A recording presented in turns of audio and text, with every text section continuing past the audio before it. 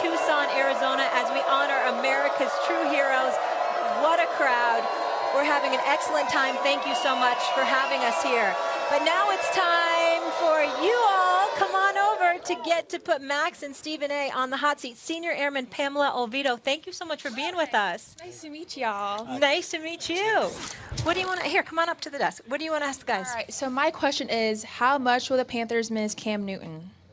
I think they are going to miss him. I think in the moment of truth, if they make the playoffs, Cam gives you a premium over Kyle Anderson. He can just do things that Kyle can't. And if they make the playoffs, I think they will miss Cam. I do not think they will make much noise, but with Cam, they might have. I think that's ridiculous. If they didn't miss Cam during the regular season to get to the playoffs, why the hell they gonna miss him once they get there? The fact of the matter is, right now, Cam Newton has been injured. It's not that he can't play or anything like that. He's been injured, and he's been a shell of himself because of it. So right now, they're better off without him. I personally think he should leave and end up with the Chicago Bears and be done with it. That would be my personal opinion. But I don't think they're going to miss him that much because the Cam Newton of 2015, that guy has not been around for a while. Cam Newton of 2018 in the first half of the season was pretty damn good. Yeah, he was in the first half of the season, yeah, but still.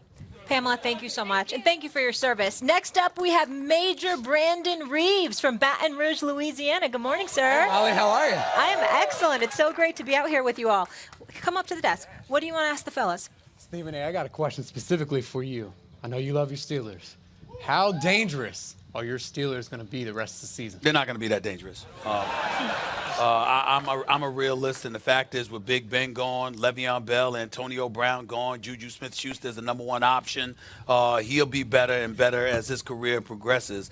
But this year, with Mason Rudolph and what have you, with the way the AFC is loaded, no, I don't see the Steelers as a threat. Could they potentially challenge for a wild card berth? Sure, but do I consider them a threat? No. I do consider them a threat, if this is what you mean by threat. I think they can score the upset this weekend. So why? Their defense is playing so well, they can play spoiler to teams. You know, even if they go 8-8, but you could have a couple of teams down the stretch who really need this win, and on paper they're favored, and the Steelers beat them. I think they're a threat that way. They're dangerous that way. I think your Saints could win a Super Bowl. Thank you so much. SSGT Colton Wells up next here from Arlington, Texas. Good morning. How's it going? What you got? Okay, I have a question for you. Tough question. Not really. All right, is this a week the Browns turn around the season against the Bills? Hell no. Good question.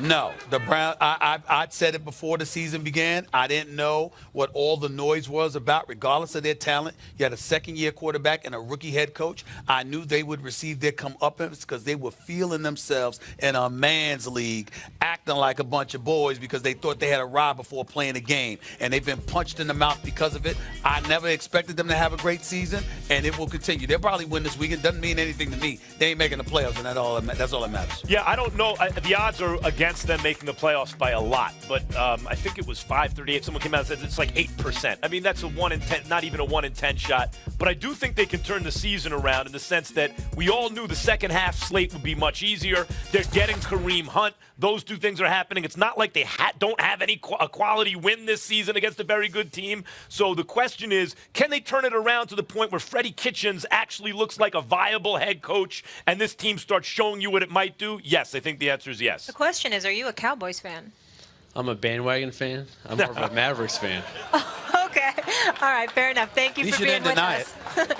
Master Sergeant Adam DeAnthony, come up to the desk here. Hello, sir. All right, so my question is, would primetime Deion Sanders be a good fit for the next coaching job at Florida State? Well, I appreciate you bringing that up because that was something that I was going to bring up today. I think the Florida State Seminoles, the best thing that they could do is hire primetime Deion Sanders as the new head coach of their institution. Understand something here. Jimbo Fisher leaves. Obviously, they had some success with Jimbo Fisher, but he left, and he left with some controversy, with some stuff going on there. And obviously, Taggart comes on board, doesn't get the job done. Florida State has fallen off the map. You look at them recruiting-wise, you talk about a guy that can recruit. You talk about the kind of personality that players are going to want to gravitate to and come play for. You talk about a guy that has a passion for coaching. We see primetime Deion Sanders on the NFL Network. Please understand he could be doing more TV. He doesn't want to. Why? Because he's coaching high schools back in Texas. This guy loves kids. He loves coaching, and he loves Florida State. That is what Florida States need. They need somebody that's going to bring attention to their university yet again, that can go out there and recruit marquee athletes. And Primetime knows everybody, so he'll have an elite staff that'll come coach for him as well. He is obviously the choice that Florida State should make, and if they're smart, they will grab him today. You know, I'll tell you the upside and the downside. I'll start with the downside. When you are the most talented player who ever lived at a position, right? Sometimes those guys don't make the best coaches because, forget about recruiting for a second. Obviously, you have an advantage there because it's just not that not everyone can do what you can do. No one else can do what you can do. These are normal human beings, not Deion Sanders, right? So you always wonder about that. But I love this idea for this reason.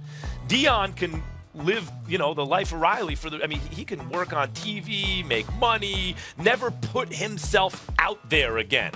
But to say, I want the responsibility of coaching, success, failure, the whole thing in a highly competitive atmosphere where a program hasn't had success recently, I love that. And he was always that way, primetime. Put the spotlight on me. Let's see what happens. I love the idea. But the key pivotal point I think that needs to be made is that he's been coaching high schools. Right. It's not like he's just coming out of the booth. He's been coaching his whole career. He's been coaching. This is a guy. And working with kids. This is a guy that could be on TV, could be doing more. He's gifted enough as an analyst when you talk about these networks, Sunday programs, Monday night programs.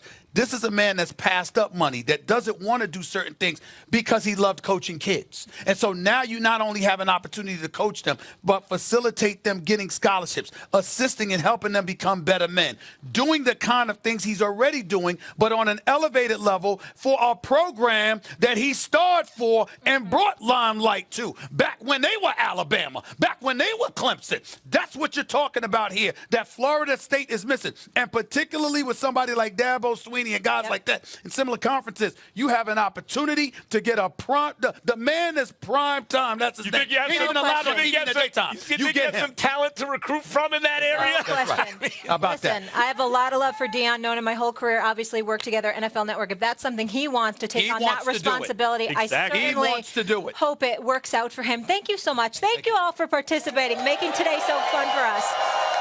When we come back, we got a surprise for you from Tucson, Arizona. Calais Campbell will be here. Here he is. Yes, sir. Don't go anywhere. First take in Tucson, honoring America's heroes.